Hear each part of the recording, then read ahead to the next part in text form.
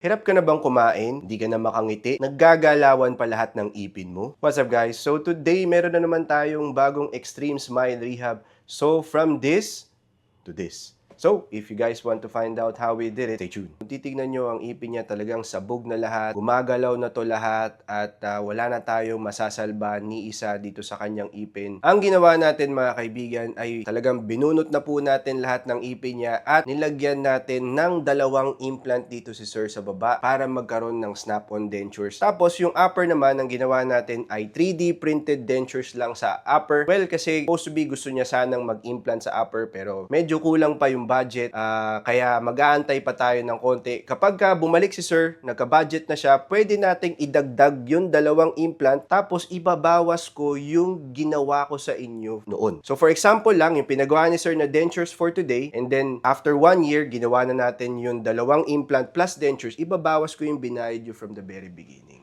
So eto na ang case ni Sir. So kung titingnan nyo, malaki na yung pinagbago, pumogi na, healthy na lahat yung itsura ng ipin ni Sir, nakakakain na siya, nakakasalta na siya, at makapit na yung dentures niya. Yan. So para sa mga pasyente, mga kaibigan na gusto nyo akong makausap, pwede tayong mag-online consultation kung malayo kayo or mag-actual consultation kung nandito lang kayo sa Manila. So thank you guys for watching my videos. Guys, ako nga po pala si Docs Live Bukad, and goodbye.